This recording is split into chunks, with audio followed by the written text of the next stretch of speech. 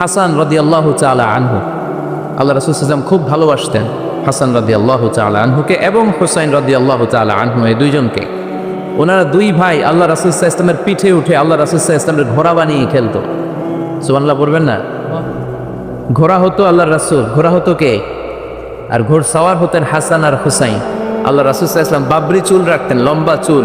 ঘোড়ার ঘাড়ে যেমনি রশি থাকে, হাসান হোসেন রাসূল সাল্লাল্লাহু আলাইহি ওয়াসাল্লামের চুলগুলোরে ধরে টেনে টেনে এরকম ঘোড়া ঘোড়া খেলতেন। সুবহানাল্লাহ বললেন না? তো হাসান রাদিয়াল্লাহু তাআলা আনহু একবার যাকাতের খেজুরের স্তূপ ছিল। উনি যে ছোট্ট মানুষ, খাবার দেখলে তো ছোট্ট বাচ্চারা খেতে আরম্ভ করে, এটাকে নিজের খাবার হালাল না হারাম এগুলো তো খেয়াল করে না। হাসান রাদিয়াল্লাহু তাআলা আনহু যাকাতের খেজুর নিয়ে খেতে আরম্ভ করলেন। আল্লাহ রাসূল সাল্লাল্লাহু আলাইহি ওয়াসাল্লাম এসে ওনার গলায় চেপে ধরলেন, চেপে জোর করে মুখ থেকে টেনে খেজুর বের করলেন আর বললেন, ইন্না লা নাআকুলু সাদাকা। হাসান, তুমি জানো না আমরা হাশমি খানদানের লোক, আমরা আলে মুহাম্মদ, আমার বংশের কেউ কোনোদিন তার গলা দিয়ে যাকাতের কোনো সম্পদ ঢুকাতে পারবে? খবরদার হাসান, খবরদার নাতি, ফেলে দাও।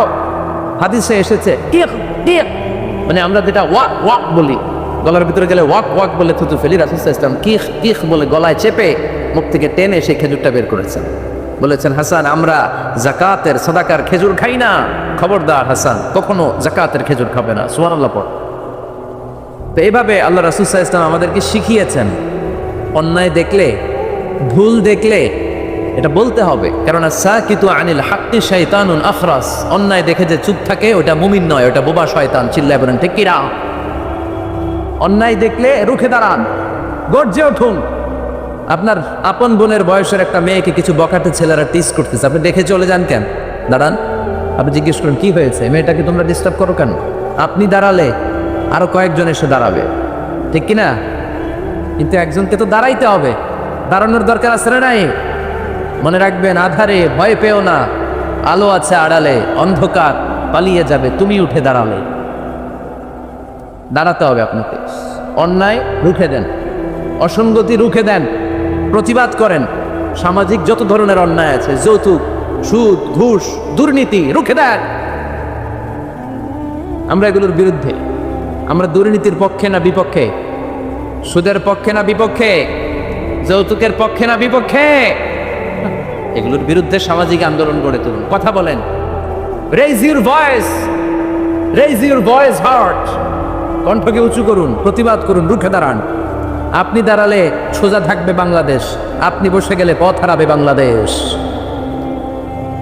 এজন্য সামাজিক অন্যায়কে রুখে দিতে হবে। আল্লাহর হাবিব সাল্লাল্লাহু আলাইহি ওয়াসাল্লাম যত জায়গায় সামাজিক অসঙ্গতি দেখেছেন ধরে ধরে ঠিক করেছেন। কারো ভুল নাম দেখলে তিনি চেঞ্জ করে দিতেন। মক্কা থেকে মদিনায় যখন আল্লাহ রাসূল সাল্লাল্লাহু আলাইহি ওয়াসাল্লাম গেলেন, মদিনার আগের নাম ছিল ইয়াসরিব। মদিনার আগের নাম কি ছিল? ইয়াসরিব। ইয়াসরিব শব্দের অর্থ to take revenge from someone, প্রতিশোধ নেয়া। আল্লাহর হাবিব সাল্লাল্লাহু আলাইহি ওয়াসাল্লাম বলেন, আমি রাহমাতুল লিল আলামিন, আমি দয়ার নবী, মায়ার নবী, আর আমি যেই শহরে আসবো এই শহরের নাম প্রতিশোধের শহর। নেভার, কখনো হতে পারে না। আজকে থেকে এই শহরের নাম তওবা কিংবা তয়্যিবা, মানে পবিত্র নগরী, মদিনাতুন নবী, নবীর শহর। আল্লাহ রাসূল সাল্লাল্লাহু আলাইহি ওয়াসাল্লাম ইয়াসরিব থেকে ওই শহরের নাম ওই দিনই মদিনা শহর বানায় দিলেন। এক সাহাবীকে জিজ্ঞেস করলেন, মাসমুক, নাম কি? বলে, আমার নাম হচ্ছে হাজান। হাজান মানে দুশ্চিন্তা, অ্যাংজাইটি, মানে যে সবসময় টেনশন করে। আল্লাহ রাসূল সাল্লাল্লাহু আলাইহি ওয়াসাল্লাম বলেন, এটা একটা নাম হলো মিয়া? টেনশন কি কারো নাম হয়? রাসূল সাল্লাল্লাহু আলাইহি ওয়াসাল্লাম বললেন, শোনো তোমাকে একটা পরামর্শ দিই, টেনশন নাম বাদ দাও, তুমি হাজান নাম কেটে সাহাল নাম রাখো, সাহাল। এখন হাজান বলে, আমি ছোট্টবেলা থেকে সবাই আমাদের চেনে হাজান নামে, এখন আমার নাম যে সাহাল এটা আবার ঘোষণা দিতে হবে, দরকার নাই, আমার হাজান আছে এটাই ভালো, টেনশন সমস্যা নাই। ও এবার বাড়িতে চলে যাওয়ার পরে আল্লাহ সব টেনশন ওর মাথার উপরে চাপাইছে। ওর এই বিপদ, ওর ব্যবসায় মন্দা, ওর পেটে ব্যথা, ওর জ্বর, ওর অসুস্থতা, ওর ঘরে শান্তি নেই, একটার পর একটা টেনশন আরো বেড়ে গেছে। সবাই বলে হাজান, ওই যে রাসূল সাল্লাল্লাহু আলাইহি ওয়াসাল্লাম সুন্দর নাম দিয়েছিল ওইটা নেও না, এই জন্য টেনশন বাড়ছে। যাও রাসূল সাল্লাল্লাহু আলাইহি ওয়াসাল্লামের কাছে ক্ষমা চেয়ে নাম ফেরত করে নিয়ে আস। হাজান এবার যে বলে, ইয়া রাসূলুল্লাহ, আমার হাজান নামের দরকার নাই, আপনি যেটা সাহাল দিয়েছিলেন ওইটাই ভালো। সাহাল শব্দের অর্থ সহজ। সাহাল মানে কি? ওই সাহাল রাদিয়াল্লাহু তাআলা আনহু বলে, আমি রাসূল সাল্লাল্লাহু আলাইহি ওয়াসাল্লামের কাছে ক্ষমা চেয়ে ওনার দেয়া নাম নিয়ে আসলাম, সাহাল। তারপর থেকে সবাই আমাকে ডাকে সাহাল। সাহাল মানে সহজ। আর ওই দিন থেকে মরার আগ পর্যন্ত আমার জীবনে আর কোনো টেনশন আসে নাই, সব কাজে আল্লাহ সাহাল অর্থাৎ সহজ করে দিয়েছেন। পড়েন সুবহানাল্লাহ। এজন্য উঠে দাঁড়াতে হবে, রুখে দিতে হবে সব অন্যায়। রাজি আছেন তো?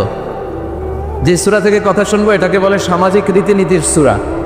আমাদেরকে আল্লাহ তাআলা সোশ্যাল অ্যান্ড মোরাল কিছু গাইডলাইন দিয়েছেন, 10টা গাইডলাইন আল্লাহ তাআলা আমাদের জন্য এখানে ডেডিকেট করেছেন। এবং আমরা দেখব যে এই সমস্যাগুলোর কারণেই আমাদের সমাজে আজকে অশান্তি।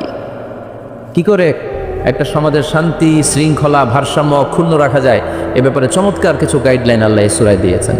আল্লাহ রাসূল সাল্লাল্লাহু আলাইহি ওয়াসাল্লামের 9 জন স্ত্রী এট এ টাইমে বেঁচে ছিল। মোট স্ত্রী 11 জন, দাসী 2 জন, সব মিলে 13 জন। আর এট এ টাইমে বেঁচে ছিল 9 জন।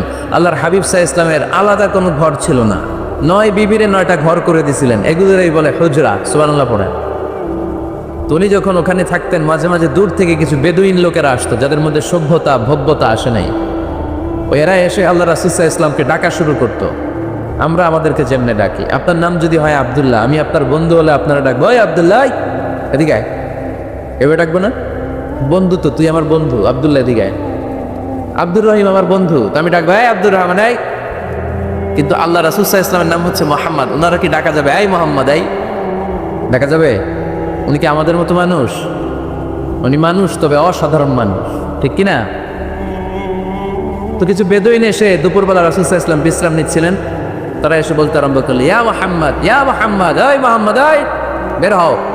আল্লাহ বরদাস্ত করলেন না। আল্লাহ বললেন, খবরদার, নিজেরা নিজেদেরকে যেমনে ডাকো, নবীর ওইভাবে ডেকো না, তোমাদের সব আমল বরবাদ হয়ে যাবে। অপেক্ষা করো, অপেক্ষা করো, অ্যাপয়েন্টমেন্ট নাও, পারমিশন নাও, সালাম দাও। কার কথা? চিল্লায় বলতে হবে কার? রব্বুল আলামিন বলেন, ইয়া আইয়ুহাল্লাযীনা আমানু লা তাদখুলু বুয়ুতান গায়রা বুয়ুতিকুম হাত্তা তাস্তানিসু ওয়া তুসাল্লিমু আলা আহলিহা যালিকুম খায়রুল লাকুম লাআল্লাকুম তাযাক্কারুন। পড়েন আল্লাহু আকবার। আল্লাহ বললেন, ও বিশ্বাসীরা শোনো শোনো, তোমাদের ঘর ছাড়া অন্য কারো ঘরে যদি যাও, অপরিচিত কারো বাসায় যদি যাও, যাওয়ার আগে অনুমতি নাও আর সালাম দাও। দেখেন সমাজ পরিবর্তনের ওয়াজ। অনুমতি নিতে হবে, সালাম দিতে হবে, পারমিশন নিয়ে যাবেন, অ্যাপয়েন্টমেন্ট নিয়ে যাবেন। অনেকে এমপির বাসায় যেয়ে ভিড় করে, এমপিরে পায় না, রাগ দেখে, আরে আসছি, এমপি হয়েছে তো কি হয়েছে, পাওয়া যায় না সময় মতো। এমপিরও কাজ আসরা নাই, উনি তো আপনাদের জন্যই কাজ করেন। যে মিটিংগুলো করে আপনাদের জন্য, এই নির্বাচনী এলাকার জন্য করে, এগুলো বুঝতে হবে। অনেক ব্যস্ত মানুষ হুজুরের বাসায় যে, এই হুজুর নামে না এখনো, এতক্ষণ ধরে বসে আছি, 2 কাপ চা দিয়ে বসায় রাখছে আমাদেরকে, এরকম অভিযোগ আসরা নাই। কিন্তু হুজুরও মানুষ, হুজুরের ঘুমানো লাগে, হুজুরের গোসল করা লাগে, হুজুরের বিশ্রাম লাগে, হুজুরের ফ্যামিলি আছে, হুজুরও অসুস্থ হয়, হুজুর রোবট না, ঠিক কিনা? এগুলো একটু বোঝার চেষ্টা করবেন, একটু আমলে নেবেন। এজন্য সুন্নাহ হচ্ছে কারোর সাথে দেখা করার আগে অনুমতি নিয়ে যাওয়া। মোবাইল থাকলে, ভাই বিকেলে একটু আসতে চাই, উনি যদি বলে হ্যাঁ আসেন, যাবেন, তাহলে 1 নম্বর সুন্নাহ অ্যাপয়েন্টমেন্ট নেওয়া। 2 নম্বর সুন্নাহ যে সালাম দেওয়া, অনুমতি চাওয়া। কারো ঘরে হুট করে দরজায় ধাক্কা মেরে ঢোকা যাবে? আগে কি দিবেন? আওয়াজ করে বলেন, আগে কি দিবেন? সালাম। তারপর আপনার নাম বলবেন। কি বলবেন? আল্লাহর হাবিব সাল্লাল্লাহু আলাইহি ওয়াসাল্লাম ওনার ঘরে বসা এক সাহাবী এসে দরজার মধ্যে কাড়া নাড়লেন। আল্লাহর হাবিব সাল্লাল্লাহু আলাইহি ওয়াসাল্লাম বললেন, মান্দা, কে দরজায় কাড়া নাড়ে? সাহাবী বললেন, আনা, আমি। বিশ্বনবী বললেন, মান আনতা, তুমি কে? সাহাবী কয়, আনা আনা। আরে নবী, আমি আমি। রাসূল সাল্লাল্লাহু আলাইহি ওয়াসাল্লাম, কিসের আনা আনা? নাম বলো মিয়া। আনা আনা কান্নাহু কারিহাহা। রাসূল সাল্লাল্লাহু আলাইহি ওয়াসাল্লাম ওর কথাটা রিপিট করলেন। রাসূল সাল্লাল্লাহু আলাইহি ওয়াসাল্লাম জিজ্ঞেস করলেন, কে? বলে, আমি। আরে তুমি কে? সাহাবী বলে, হুজুর আমি। আল্লাহ রাসূল বলে, আমি আমি, এটা কোনো নাম হইল? নাম বলো। আল্লাহ রাসূল সাল্লাল্লাহু আলাইহি ওয়াসাল্লাম রেগে গিয়ে 2 বার বললেন, আমি আমি। তা আমি বললেন না, আবার নামটা বলবেন। আমি কোনো নাম হইল? তো সাহাবী বললেন, আমি। রাসূল সাল্লাল্লাহু আলাইহি ওয়াসাল্লাম বললেন, না, আমি তোমার নাম না, তোমার নাম বলবে। তাহলে কারোর সাথে দেখা করতে গেলে প্রথম কাজ হচ্ছে অ্যাপয়েন্টমেন্ট নেওয়া, 2 নম্বর অনুমতি চাওয়া, দরজায় নক করে সালাম দেওয়া, আর নাম বলা। রাজি আছেন? অনুমতি ছাড়া কারো ঘরে ঢুকবেন না, এটা কি আপনাদের মনে থাকবে? এক সাহাবী বললেন, ইয়া রাসূলুল্লাহ, ইয়া হাবিবাল্লাহ, আমার ঘরে কেউ নাই, শুধু আমি থাকি আর আমার আম্মা থাকে। আস্তাযিনু আলা উম্মি, আমার মায়ের ঘরে যেতেও কি আমার অনুমতি লাগবে নাকি? আল্লাহর হাবিব বললেন, তুহিব্বু আন তারাহা উরিয়ানা, তুমি কি চাও নাকি তোমার মাকে তুমি উলঙ্গ দেখবে? সাহাবী বললেন, না, কশিন কালেও আমার মারে আমি উলঙ্গ দেখতে চাই না। আল্লাহর হাবিব সাল্লাল্লাহু আলাইহি ওয়াসাল্লাম বললেন, ইদান ইস্তাযিন আলাইহা, তাহলে তোমার মার ঘরে ঢোকার আগেও অনুমতি নিয়ে ঢুকবা। মায়ের ঘরে ঢোকার আগে অনুমতি নিয়ে ঢুকবা। সাহাবী বলে আনা খাদিমুহা, রাসূল সাল্লাল্লাহু আলাইহি ওয়াসাল্লাম আমি ছাড়া ওনার কেউ নাই, আমি তো ওনার খেদমত করি, আমার মার ঘরে ঢোকার আগে অনুমতি নেওয়া লাগবে? আল্লাহ রাসূল সাল্লাল্লাহু আলাইহি ওয়াসাল্লাম বললেন, হ্যাঁ, তোমার মায়ের ঘরে ঢোকার আগে অনুমতি নেওয়া লাগবে। তাহলে মার ঘরে ঢোকার আগে যদি অনুমতি লাগে, বোনের ঘরে ঢোকার আগে তোর অনুমতির দরকার নেই? হ্যাঁ, ভাইয়ের ঘরে, ভাবির ঘরে ঢুকবেন? হ্যাঁ, অনুমতি নিয়ে ঢুকবেন না? খবরদার, কারো ঘরে ঢোকার আগে অনুমতি নিয়ে ঢুকবো আমরা। হুট করে আমরা অনেক সময় ঢুকে পড়ি, সে হয়তো বিশ্রাম নিচ্ছে, অল্প কাপড় পরে শোয়া বা বিছানায় এমনভাবে পড়ে আছে, ওই অবস্থায় সে কারোর সাথে দেখা করতে চাচ্ছে না, ওই অবস্থায় হুট করে ঢুকা যাবে? নক করেন, সালাম দেন, নাম বলেন, পারমিশন চান। এই সময়ের মধ্যে সে নিজেকে গুছিয়ে প্রিপেয়ার্ড হবে, আপনার সামনে আসার উপযোগী করে নেবে নিজেকে, ঠিক কিনা?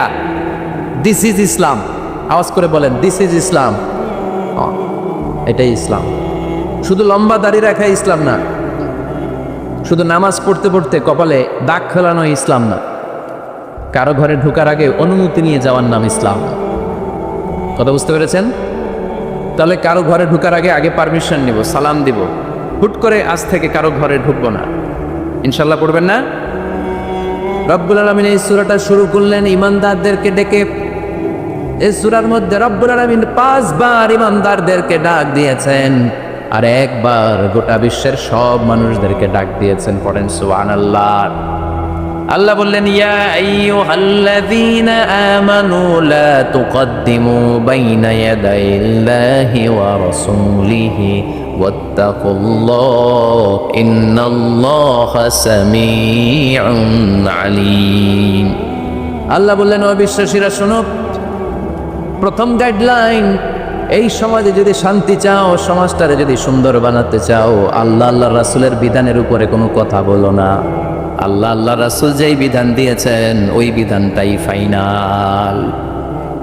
আল্লাহ আল্লাহ রাসূল যা বলছে ওইটা ফাইনাল না আমার যা মন চায় ওইটা ফাইনাল? কারটা ফাইনাল?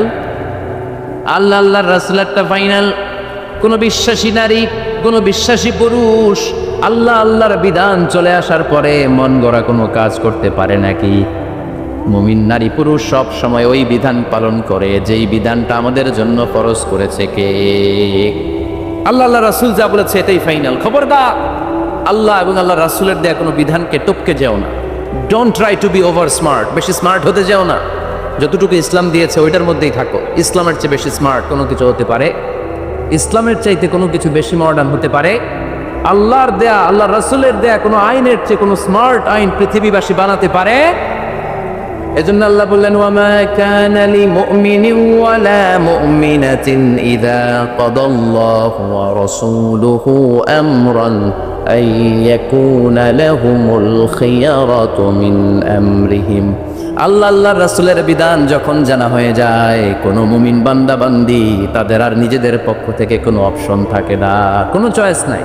আমার আল্লাহ বলেছে 5 ওয়াক্ত নামাজ জামাতের সাথে পড়ো, এর উপর আমাদের কোনো কথা আছে নাকি? আল্লাহ নারীদেরকে বললেন হেজাব করে রাস্তায় বের হও, এর উপরে কোনো কথা আছে নাকি? আল্লাহ বললেন সমাজের ফিনান্সিয়াল ট্রানজ্যাকশন গুলো ব্যবসার মাধ্যমে হবে, কোনো সুদের কারবার চলবে না, এর উপরে মুমিনদের কোনো কথা আছে নাকি? আল্লাহ রাসূল যেটা বলছে ওইটাই ফাইনাল, ওইটাই সবচেয়ে শ্রেষ্ঠ। খেয়াল রাখবেন, এর চেয়ে বেশি শ্রেষ্ঠ হতে পারে না। এক সাহাবী বললেন, আমি সারা রাত তাহাজ্জুদ পড়বো, ঘুমাবো না। এক সাহাবী বলল, আমি আর স্ত্রীদের কাছে যাব না। আরেক সাহাবী বলল, সারা বছর আমি রোজা রাখবো, আমি কোনোদিন রোজা ভাঙবো না। আল্লাহ রাসূল সাল্লাল্লাহু আলাইহি ওয়াসাল্লাম রেগে গেলেন, কারণ আল্লাহ রাসূল সাল্লাল্লাহু আলাইহি ওয়াসাল্লাম কি এগুলো শিখাইছেন আমাদেরকে? সারা রাত তাহাজ্জুদ এগুলো শিখাইছে? সারা বছর রোজা শিখাইছে? স্ত্রীদের থেকে আওয়াজের দূরে দূরে থাকা এগুলো শিখাইছে? রাসূল সাল্লাল্লাহু আলাইহি ওয়াসাল্লাম রেগে গেলেন। দেখেন what a check and balance. ইসলাম কতটা ভারসাম্যপূর্ণ জীবন ব্যবস্থা। আল্লাহ রাসূল সাল্লাল্লাহু আলাইহি ওয়াসাল্লাম ডেকে বলেন, কার এত সাহস যে বলেছে সারা রাত তাহাজ্জুদ পড়বে? কই, আমি নবী তো সারা রাত তাহাজ্জুদ পড়ি না, আমি নবী তো তাহাজ্জুদ পড়ি আবার ঘুমাই, তা আমি ঘুমাইয়া আল্লাহর এত বড় প্রিয় বান্দা হতে পারি, তোমার সমস্যা কোথায়? আমি নবী হয়ে 11 জন স্ত্রীর সাথে মেলামেশা করতে পারি, তোমার মিশতে সমস্যা কোথায়? আমি নবী রোজা রাখি, আবার মাঝে মাঝে রোজা রাখি না, দিনের বেলা খাই, এভাবে মানতে তোমার সমস্যা কোথায়? ইন্নী লাখশাকুম লিল্লাহি ওয়া আতকাকুম লাহু। আমি নবী সবার চাইতে বেশি আল্লাহরে চিনি, আমার নবীর চাইতে আল্লাহরে বেশি কেউ চিনে? আরে নবী তো আমাদেরকে আল্লাহকে চিনিয়ে দিয়েছে, চিল্লায় বলেন ঠিক কিনা? আমার নবীর চাইতে কেউ বেশি বুজুর্গ হতে পারবে না, আমার রাসূলের চাইতে কেউ বেশি আল্লাহ আল্লাহ হতে পারবে। তার মানে রাসূল যতটুকু শিখিয়েছে অতটুকুই শ্রেষ্ঠ। এটা টপকিয়ে এটার উপর দিয়ে অ্যাডভান্স হয়ে সামনে যাওয়া যাবে? বেশি বোঝা যাবে না। খবরদার, রাসূল যেটা শিখিয়েছেন অতটুকুর মধ্যে থাকতে হবে। তাহলে কল্যাণ আর বরকত দিবে কে? মাগরিবের ফরজ নামাজ কয় রাকাত? কয় রাকাত? কেউ যদি বলে আমি অনেক বড় আল্লাহর ওলি, আমি 5 রাকাত পড়ব সওয়াব বেশির জন্য, হ্যাঁ কি কয়? হবে না। 5 রাকাত তো সেজদা কয়েকটা বেশি আছে, এটার মধ্যে রুকু কয়েকটা বেশি, কষ্টও বেশি, হবে? কথা কয় না, হবে? রমাদানের 30 দিন রোজা রাখা ফরজ, আপনি যদি বলেন না রমজানে না রেখে এটা আমি শাবান, জুলকাদ, জুলহাজ 3 মাস টানা 90 দিন রেখে দিব, বেশি রাখবো আমি, হবে? হবে, কারণ বেশি বুঝছে। কারণ কি? আল্লাহ রাসূলের চাইতে বেশি বোঝা যাবে, আল্লাহ রাসূলের চাইতে বেশি বুজুর্গ সাজা যাবে। খবরদার, never be advanced from Allah and his রাসূল। আল্লাহ এবং আল্লাহ রাসূলের চাইতে আমরা অ্যাডভান্স হব না। আল্লাহ আল্লাহ রাসূল যা দিয়েছেন ওইটাই ফাইনাল। ওইটা কি? ফাইনাল। আওয়াজ করে বলেন, ওইটা কি? সুন্নাত নয় শুধু মেষ চড়াতে যাওয়া, আর সুন্নাত হলো রাষ্ট্রনায়ক হওয়া। ঠিক কিনা? নাকি কোরআনের শুধু অর্থনীতি, কোরআনের সমাজনীতি মানবেন, কোরআনের রাজনীতি মানা যাবে না? কোরআনের ভেতরেও রাজনীতি আছে না নাই? বিশ্বনবী মদিনার প্রেসিডেন্ট ছিলেন কি ছিলেন না? মদিনার চোরগুলো ধরে ধরে বিশ্বনবী হাত কেটে দিয়েছে কি দেয় নাই? মদ যারা খেয়েছে মাইট দিয়েছে কি দেয় নাই? নামাজ যারা পড়ে নাই, 1 ওয়াক্ত নামাজের জন্য 5 বেত মদিনার রাষ্ট্রে ছিল কি ছিল না? আজকেও যদি আমার দেশের প্রধানমন্ত্রী ঘোষণা দিয়ে দেয় কালকে থেকে একটাও বেনামাজি থাকতে পারবে না, 1 ওয়াক্ত নামাজ মিস হলে 5টা করে বেতের বাড়ি। বক্তা সাহেব বক্তব্য দেওয়ার পরে নামাজ না পড়লে বক্তার পিছনে 5 বেত আছে না নাই? চেয়ারম্যান না পড়লে চেয়ারম্যানের পিছনে আছে না নাই? এমপি সাহেব না পড়লে, প্রধানমন্ত্রী না পড়লে? আপনারা কইছেন, আমি কই নাই, আমার কোনো দোষ নাই। এই নিয়মটা যদি হতো, বিশ্বনবী বলেছেন ইন্নাল্লাহা মা ইয়াযাউ বিস সুলতান লা ইয়াযাউ বিল কুরআন। আল্লাহ মাঝে মাঝে ক্ষমতার প্রয়োগে সমাজে যা করান ওটা কোরআন দিয়েও করায় না। এজন্য প্রধানমন্ত্রী মাইরের ঘোষণা দিবে আর আমরা ওয়াজ করে যাব। মাইর আর ওয়াজ দুইটার বিনিময়ে বাংলার জমিনে ইসলাম কায়েম করায় দিবে কে? আমরা সারা জীবনও ওয়াজ করে যেটা করতে পারবো না, ক্ষমতার মসনদ থেকে একটা অর্ডার আসলে বাংলাদেশে ইসলাম কায়েম হয়ে যাবে। আমার আল্লাহর নামের স্লোগান দিয়ে এই মাসটাকে ধন্য করতে চাই। কিছু কপাল পড়া লোক আছে, এরা বলে আল্লাহু আকবার নাকি একটা দলের স্লোগান, একটা মতের স্লোগান, একটা গোষ্ঠীর স্লোগান। মিয়া আল্লাহু আকবার কি কোনো দলের স্লোগান, কোনো মতের স্লোগান? আমরা যারা মুসলমান, আমাদের জন্মগ্রহণের সাথে সাথেই আমাদের কানের মধ্যে এই আল্লাহু আকবার নামের স্লোগান, এই আজান আছে না নাই? আমাদের বাম কানে একামত আছে না নাই? আমাদের সব ধর্মীয় উৎসবে আমার আল্লাহর নামের স্লোগান আছে না নাই? তার মানে এটা কোনো দল, কোনো স্পেশাল মত, কোনো বিশেষ গোষ্ঠীর স্লোগান নয়, এটা গোটা মুসলিম উম্মার স্লোগান। চিল্লা এখন ঠিক কিনা? কোরআন থেকে প্রেসক্রিপশন নিতে হবে। প্রেসক্রিপশন নিতে হবে কোত্থেকে? জোরে বলেন। কোরআন থেকে প্রেসক্রিপশন না নিলে এই সমাজটাকে সুন্দর করা যাবে না। কোরআন থেকে প্রেসক্রিপশন না নিলে আপনার জীবন শুদ্ধ হবে না। কোরআন থেকে প্রেসক্রিপশন নেবেন, কি নেবেন? কোরআন থেকে প্রেসক্রিপশন না নিলে আপনার জীবন শুদ্ধ হবে না, সমাজটা শুদ্ধ হবে না, দেশটা দুর্নীতিমুক্ত হবে না। কোরআন থেকে প্রেসক্রিপশন নিলে এদেশে টেন্ডারবাজি থাকবে না, চাঁদাবাজি থাকবে না, হত্যা গুম থাকবে না, বিচারের নামে প্রহসন থাকবে না, স্কাইপি কেলেঙ্কারি থাকবে না, সুদ থাকবে না, ইফটিজিং থাকবে না, 31st নাইটে কোনো মেয়ে ধর্ষিতা হবে না। চিল্লা এখন ঠিক কিনা? কারণ এই কোরআন হচ্ছে it's a problem solving methodology. এটা হচ্ছে মহিমান্বিত কোরআন, এটা হচ্ছে সম্মানিত কোরআন, মহাবিশ্বের মহাবিশ্বয় সবচাইতে নন্দিত কিতাবটা আজকে আমাদের কাছে নিন্দিত। কিন্তু অবাক করার বিষয় হচ্ছে যে বইটাকে আল্লাহ তাআলা আমাদের হেদায়েতের জন্য দিলেন, এই বইটা নিয়ে কটু কথা বলে এরকম কিছু বেয়াদব বাংলাদেশে আছে না নাই? আমরা এই কোরআনের ব্যাপারে খুব দুর্বল। তুমি আমারে গালি দাও, আমি কিছু বলবো না। আমার আব্বারে গালি দাও, কিছু বলবো না। আমার দলকে গালি দিলেও কিছু বলবো না। কিন্তু আমার কোরআনকে গালি দিলে খবর আছে না নাই? আমার নবীরে গালি দিলে খবর আছে না নাই? আমরা মুসলমান কোরআন পাগল। চিল্লা এখন ঠিক কিনা? আমরা এই কোরআন নিয়ে বাঁচতে চাই, এই কোরআন বুকে নিয়ে মরতে চাই। রাজি আছো মুসলমান? কোরআনের জন্য মরলেও সওয়াব, মরলেও সওয়াব আছে না নাই? কোরআনের জন্য আমাদের ভাইয়েরা মরে কি মরে না, রক্ত দেয় কি দেয় না, কত রক্ত লাগবে তোমাদের? আমাদের কাছে টাটকা রক্ত আসরারাই। হুজুরে বলেন, ফু দিয়ে কোরআনের আওয়াজকে নিভাতে চায়। কোরআনটা মোমবাতি নয় যে ফু দিয়ে নিভানো যাবে, কোরআনটা কুপির বাতি নয় ফু দিয়ে নিভানো যাবে, কোরআনটা গ্রামের চেরাগ বাতি নয় তুমি ফু দিয়ে নিভায়ে দেবা। এই কোরআনটা হচ্ছে ইলেকট্রিক্যাল বাতি, এটা সুইচ অফ করে নিভাতে হয়। আর সুইচটা কার হাতে? আজ পর্যন্ত কেউ নিভাতে পারে নাই, পারবেও না। চিল্লায় এখন ঠিক কিনা? কোরআনের বাতি নিভাইতে আসলেও নিজেই নিভে যায়। চিল্লায় বলেন ঠিক কিনা? আপনি এক জায়গায় কোরআনের আওয়াজকে স্তব্ধ করে দিবেন, আর 10 জায়গায় কোরআনের আওয়াজ গর্জে উঠবে। আপনি এক জায়গায় মুফাসসিরকে আটকায় রাখবেন, 10 জায়গায় মুফাসসিরে ইসলাম কায়েম করে ফেলবে। এক মুফাসসির কারাগারে তো লক্ষ মুফাসসির ঘরে ঘরে। চিল্লায় বলেন ঠিক কিনা? ময়দানে ময়দানে মুফাসসিরদের হক কথাগুলো আছে না নাই? ইসলামের কান্ডারি আজও বাংলার জমিনে আছে না নাই? সিংহকে জেলেবন্দি করলেও সিংহের বাচ্চাগুলো আছে না নাই? মনে রাখতে হবে, সিংহের বাচ্চা হলেও সেগুলো সিংহ, সেগুলো বানর নয়। সিংহের বাচ্চা হলে সেগুলো সিংহ, সেগুলো শিয়াল নয়। সিংহের বাচ্চা যেগুলো, সেগুলো আর একটা সিংহ। চিল্লায় বলেন ঠিক কিনা?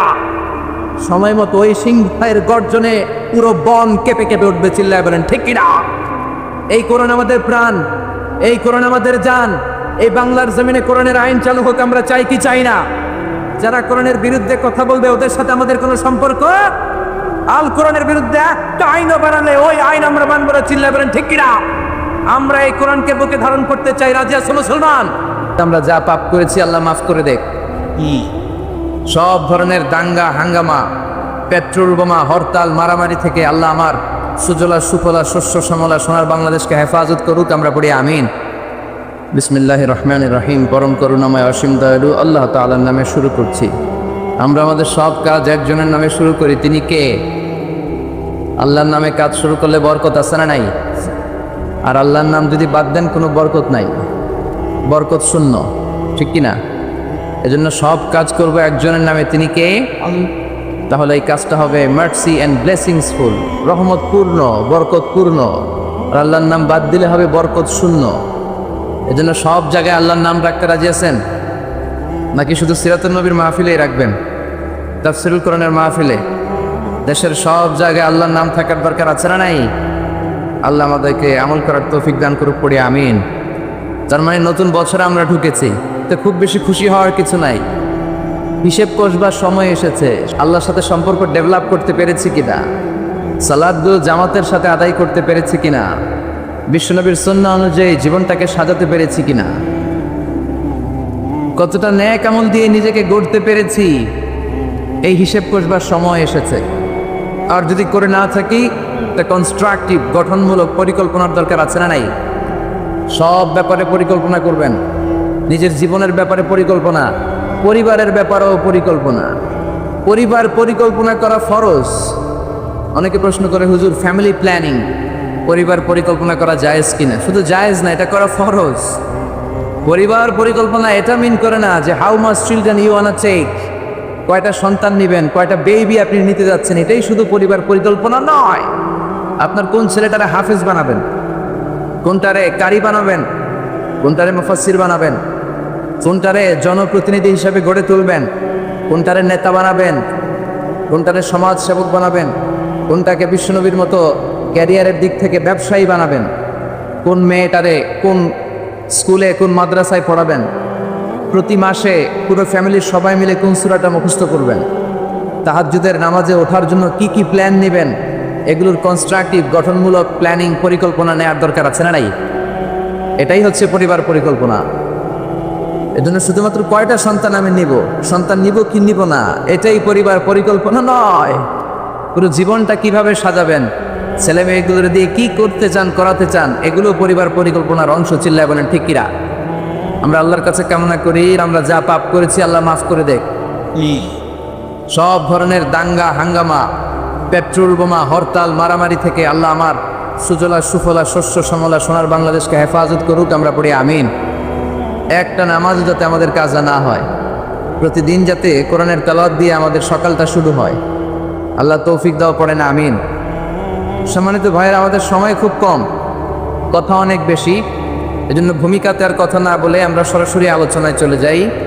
তার আগে আমরা শুরুতেই আল্লাহ তাআলার দরবারে শুকরিয়া জানাই যে আল্লাহ তাআলা আমাদেরকে এরকম চমৎকার একটি পরিবেশে মহাবিশ্বের মহাবিশ্বয় মহাগ্রন্থ আল কুরআন আল করিম থেকে কিছু কথা শুনবার জন্য তৌফিক এনায়েত করেছেন। আমরা ফরমালি আল্লাহকে থ্যাঙ্কস জানাই, ধন্যবাদ জানাই।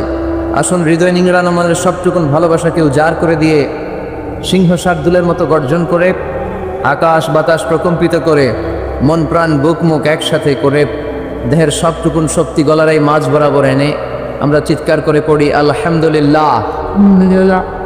সবাই পড়েন রব্বানা লাকাল হামদ হামদান কাসীরান তাইয়িবান মুবারাকান ফীহি ইয়া রাব্বি লাকাল হামদু কামা ইয়ানবাগি লিজালালি ওয়াজহিকা ওয়া আযীমি সুলতানিকা লাকাল হামদু বিল ঈমান লাকাল হামদু বিল ইসলাম লাকাল হামদু বিল কোরআন।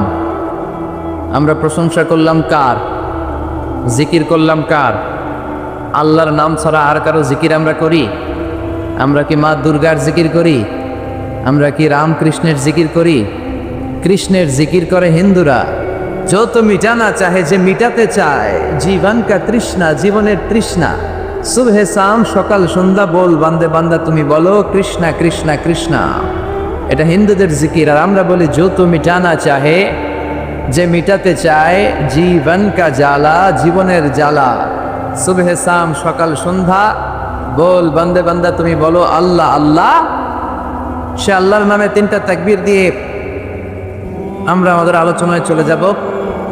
আমি সূরাতু আল বুরুজের শেষ দুটি আয়াত তেলাওয়াত করেছি। খুব বেশি সময় আমরা পাবো না, এই জন্য দুটি আয়াতের আলোকে কিছু কথা আমরা শুনবো। পড়েন ইনশাআল্লাহ। তার আগে আমরা তিনটা তাকবীর দিয়ে এই চান্দোলার এই হাই স্কুল ময়দানকে মুখরিত করতে চাই। আমার আল্লাহর নামের স্লোগান দিয়ে এই মাঠটাকে ধন্য করতে চাই। কিছু কপাল পড়া লোক আছে, এরা বলে আল্লাহু আকবার নাকি একটা দলের স্লোগান, একটা মতের স্লোগান, একটা গোষ্ঠীর স্লোগান। আল্লাহু আকবার কি কোনো দলের স্লোগান, কোনো মতের স্লোগান? আমরা যারা মুসলমান, আমাদের জন্মগ্রহণের সাথে সাথেই আমাদের কানের মধ্যে এই আল্লাহু আকবার নামের স্লোগান, এই আজান আছে না নাই?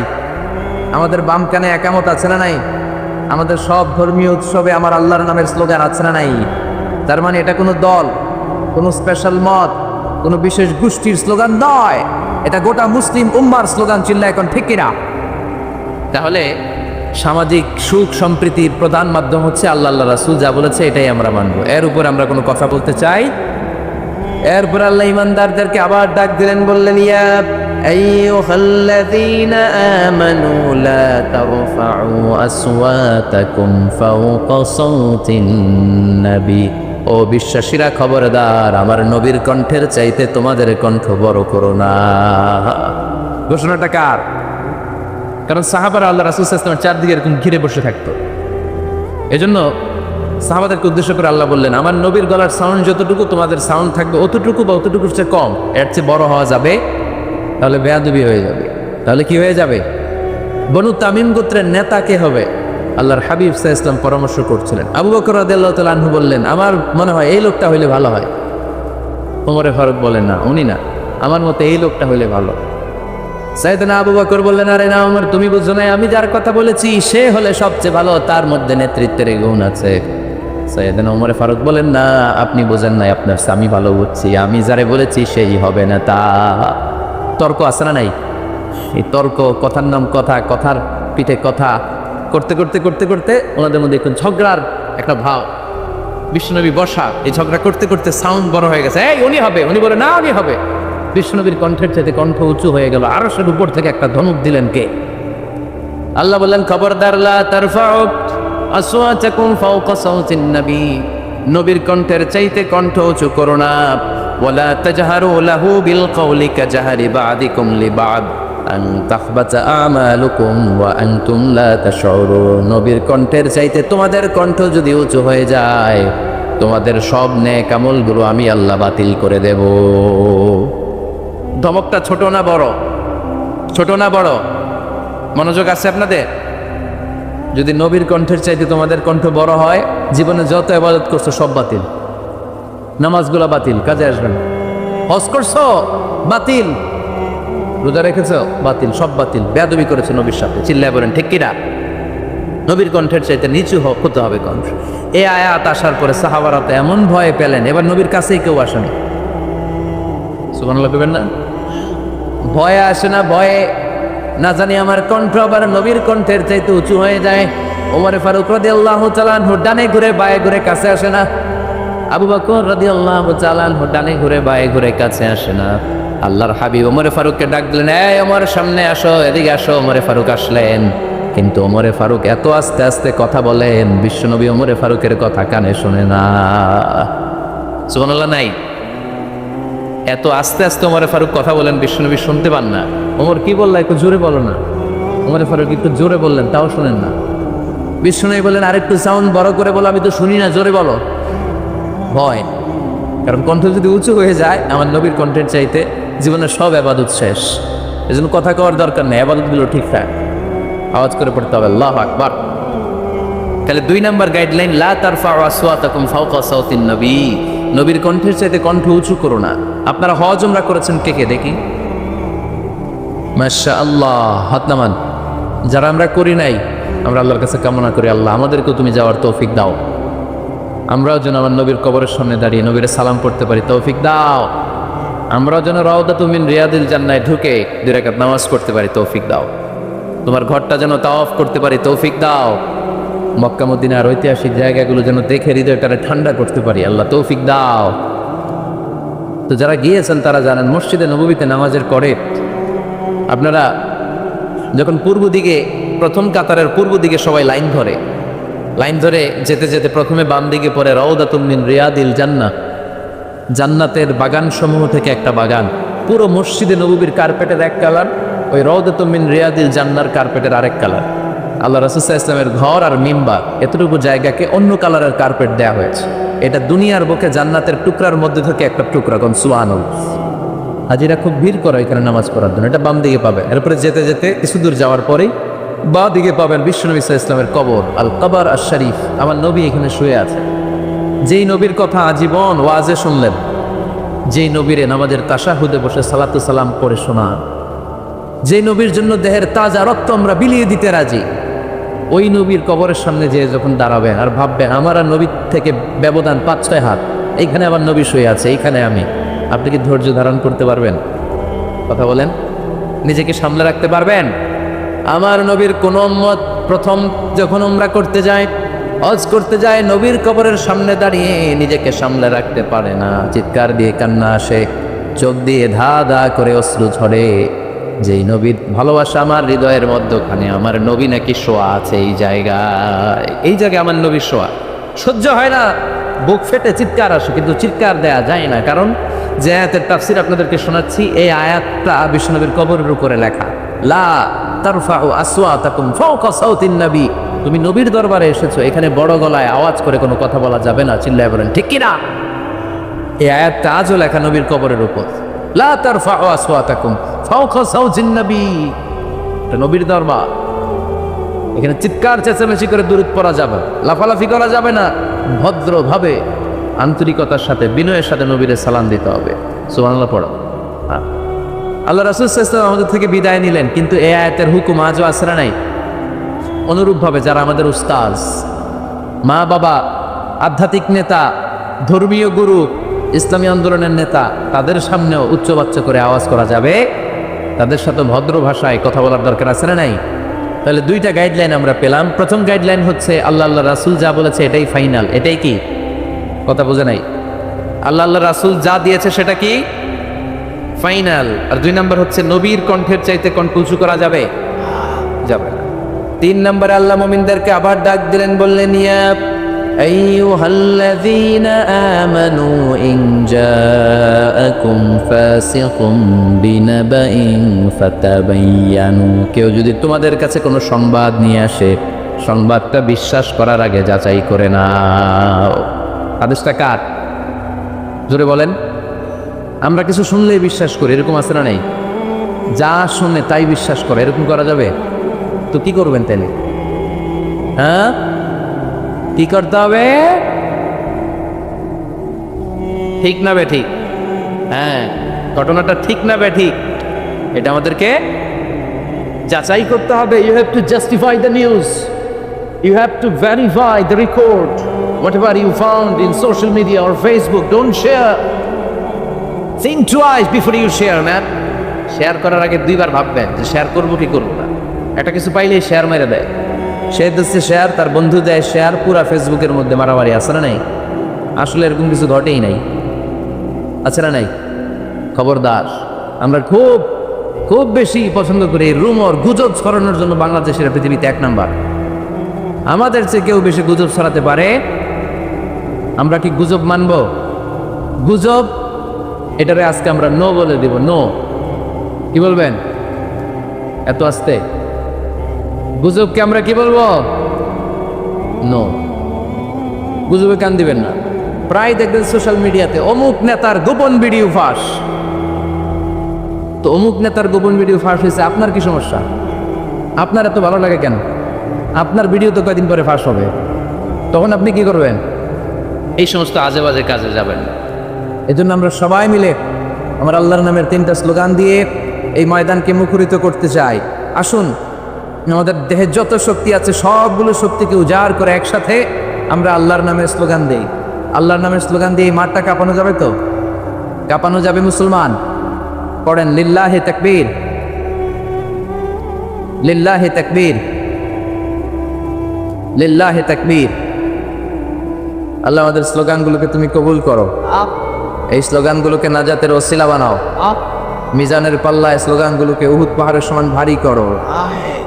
আমি সূরাতুল বুরুজের শেষ 2টি আয়াত তেলাওয়াত করেছি, বাল হুয়া কুরআনুম মাজিদ ফি লাউহিম মাহফুজ। আল্লাহ বলছেন এই কোরআনটা হচ্ছে একটা সম্মানিত কিতাব।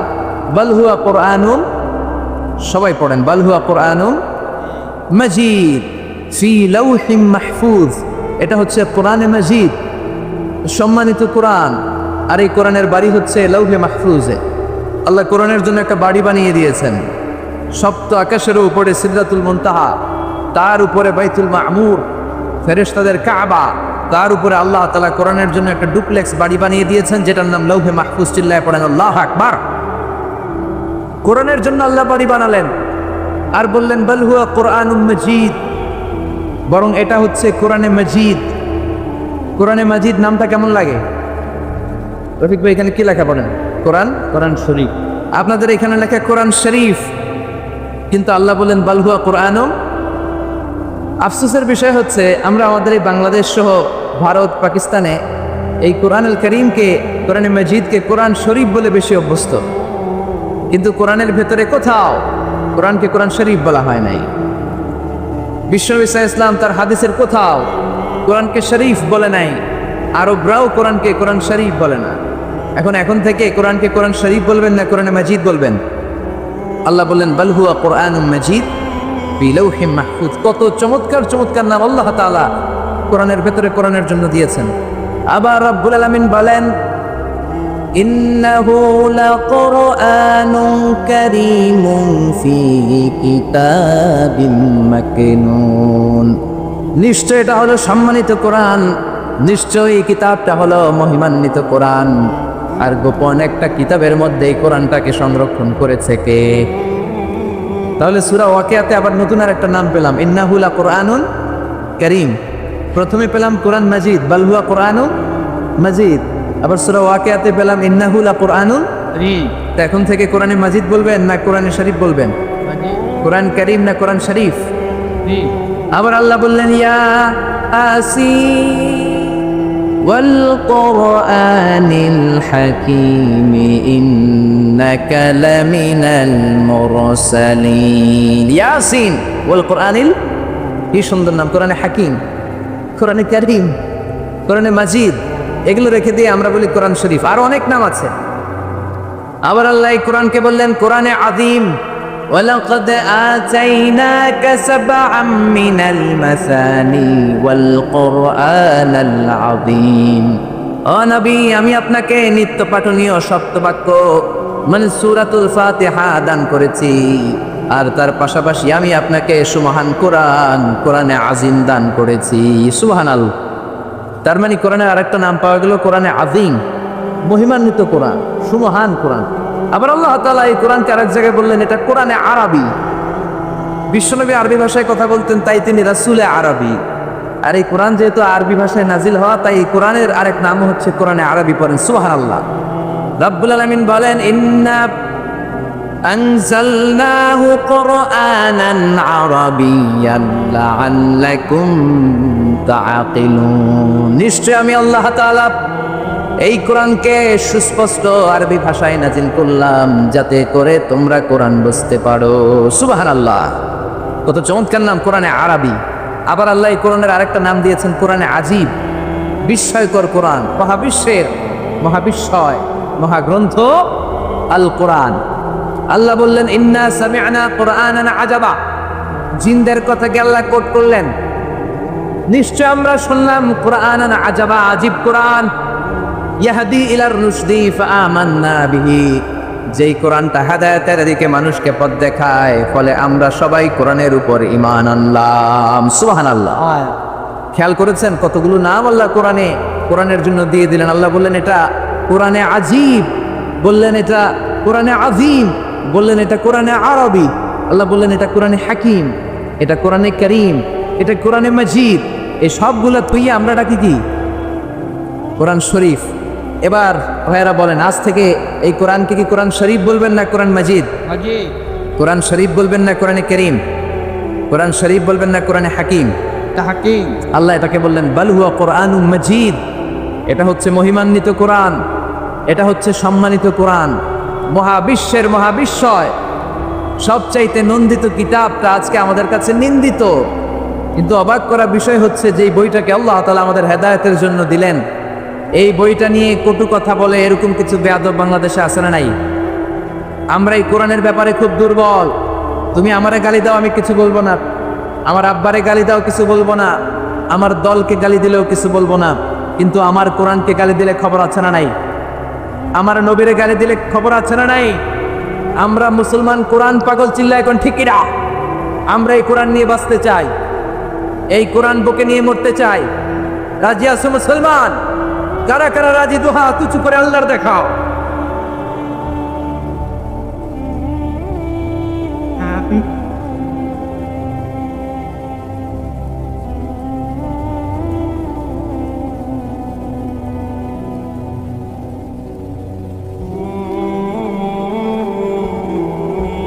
আল্লাহ আমাদের স্লোগানকে তুমি কবুল করো, এই কোরআনের শাফাত আমাদের নসিব করো। আল্লাহ বললেন বাল হুয়া কোরআনুম মাজিদ, এটা মহিমান্বিত কোরআন। ফিলাউহে মাহফুজ, লাউহে মাহফুজে এই কোরআনের ঘর বানিয়ে দিয়েছে কে? আল্লাহ। আবার রব্বুল আলামিন বললেন কিতাবটা এমন কিতাব, এই কিতাবের দিকে নজর করলেই সওয়াব আছে না নাই? কি কিতাব? আঙ্গুল টানলেও সওয়াব, নজর দিলেও সওয়াব, এই কিতাব পড়লে সওয়াব, এই কিতাব ধরলে সওয়াব, এই কিতাব শুনলে সওয়াব, এই কিতাব মানলে সওয়াব, এই কিতাবের জন্য মরলেও সওয়াব। চিল্লা এখন ঠিকই না? আল্লাহ বললেন এই কিতাব পড়লে সওয়াব। বিশ্বনবী বলেন এই কিতাবের এক একটা অক্ষরে তেলাওয়াত করবা, 10টা করে নেকি তোমার আমলনামায় দিয়ে দিবে কে? আল্লাহ। আবার এই কিতাবের এক একটা আয়াত তুমি তেলাওয়াত করবা, তোমার জান্নাতের বিল্ডিংটারে উঁচা করে দিবে কে? মান কারা হারফান মিন কিতাবিল্লাহি ফালাহু হাসানা, আল্লাহর কিতাব থেকে যে তেলাওয়াত করবে তার সওয়াব আছে। ওয়াল হাসানাতু বিআশরি আমসালিহা, আর সওয়াব হলো এক একটা অক্ষরের কারণে 10টা করে নেকি। সূরা বাকারার আলিফ লাম মিম যদি আপনি পড়েন, আলিফ লাম মিম 3টা মিলে একটা অক্ষর নয়, 3টা 3 অক্ষর, 3টার জন্য 30 নেকি। সুবহানাল্লাহ। আবার কিয়ামতের দিন আল্লাহ বলবেন ইকরা ওয়ারতাকি ওয়ারাত্তিল কামা কুনতা তুরাত্তিলু ফিদ দুনিয়া ফাইন্না মানজিলাতাকা ফি আখিরি আয়াতিন তাকরাউহা। বুখারীর বর্ণনা, কিয়ামতের দিন আল্লাহ বলবেন এক একটা আয়াত তেলাওয়াত কর, যতগুলো আয়াত দুনিয়ার বুকে তেলাওয়াত করেছিস তোর জান্নাতের বিল্ডিং হবে তত তলা। সুবহানাল্লাহ। এই পৃথিবীর সবচেয়ে বড় স্কাই স্ক্রিপার হচ্ছে বুর্জ আল খলিফা, সবচেয়ে বড় উঁচু বিল্ডিং। আপনার জান্নাতের বিল্ডিংটা এর চেয়ে অনেক গুণ উঁচু হবে। যতটা আয়াত আপনি দুনিয়াতে তেলাওয়াত করেছেন, প্রত্যেকটা আয়াতের বিনিময়ে আপনার জান্নাতকে এক এক তলা উঁচু করে দিবে কে? আল্লাহ। এজন্য এই কিতাব এমন কিতাব পড়লে সওয়াব, আবার এই কিতাব ধরলে সওয়াব আছে না নাই? তবে ওযু ছাড়া ধরা যাবে। কোরআনকে যদি আপনি ওযু ছাড়া ধরতে যান, কোরআন বলবে খবরদার, be careful, don't touch me without making ওযু, don't touch me without ablution, অজু ছাড়া আমার আয়াতকে, আমার পৃষ্ঠাকে স্পর্শ করো না। চিল্লা এখন ঠিক কিনা? আল্লাহ বললেন লা ইয়ামাসসুহু ইল্লাল মুতাহহারুন, অজু ছাড়া, পবিত্র হওয়া ছাড়া কোরআনকে ধরা যায় না। এজন্য কিতাব এমন কিতাব পড়লে সওয়াব হয়, এই কিতাব ধরলে সওয়াব হয়, এই কিতাব শুনলেও সওয়াব। সুবহানাল্লাহ। ওয়া ইযা কুরিআল কুরআনু ফাসতামিউ লাহু ওয়া আনসিতু লাআল্লাকুম তুরহামুন। এই কিতাবকে যারা পড়তে জানো না, তোমাদের সামনে যদি এই কিতাবের তেলাওয়াত হয়, খরগোশের মতো কান দুইটা খাড়া করে এই তেলাওয়াত শোনো। এই তেলাওয়াত শোনার কারণে তোমাদের আমল নামায় সওয়াব দেয়া হবে, তোমাদের উপর রহমত নাজিল করবে কে? পড়তে পারেন না তো শুনেন। মোবাইলের মধ্যে শাইখ আব্দুর রহমান সুদাইসির কোরআন তেলাওয়াত রেখে শুনবেন, শুনলেও আপনার উপর রহমত নাজিল করবে কে? প্রিয় ভাইয়েরা, এই কোরআনের আয়াতকে মোবাইলের রিঙ্গার দেয়া যায় না।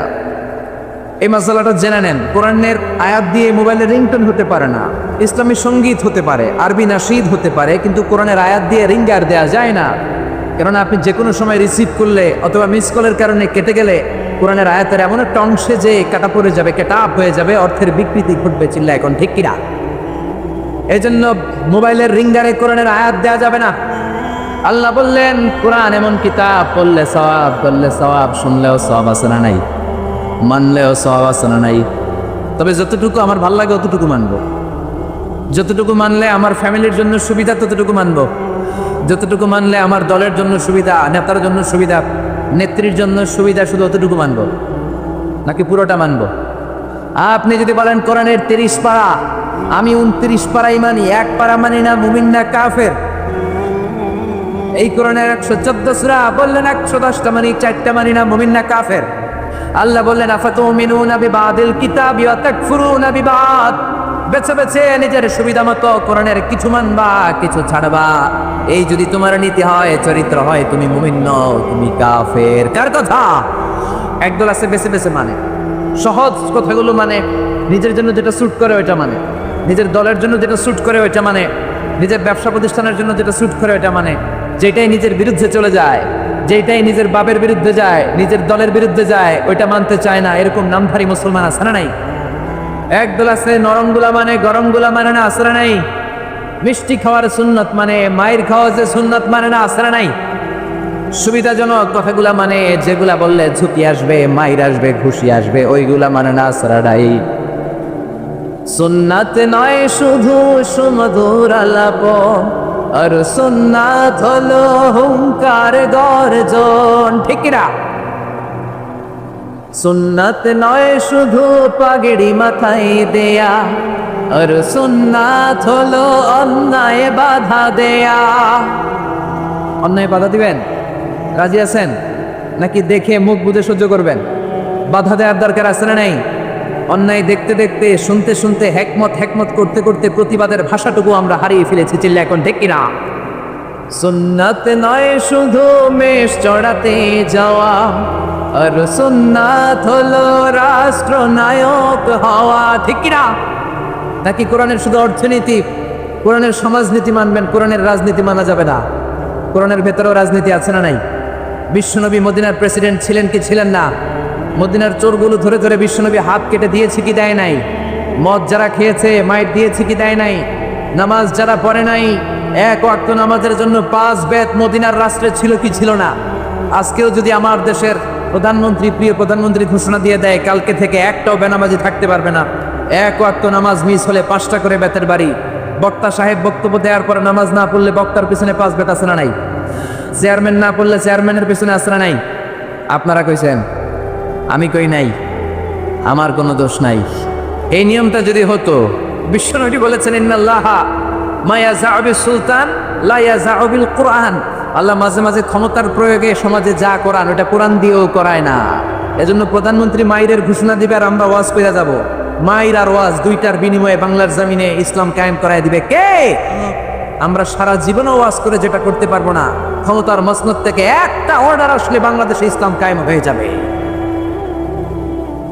সুন্নাত নয় শুধু মেষ চড়াতে যাওয়া, আর সুন্নাত হলো রাষ্ট্রনায়ক হওয়া, মহাব্বতে তার সুদিনের সাথী তুমি, দুর্দিনেও তার পাশে থাকো কি। আরো কিছু সুন্নাত আছে তুমি জানো কি, জানলেও জীবনে কখনো তা মানো কি। সুন্নাত নয় শুধু দাওয়াতের মেহমান, ঠিক না? সুন্নাত নয় শুধু খাওয়া শেষে মধুপান, আরো কিছু সুন্নাত আছে তুমি জানো কি।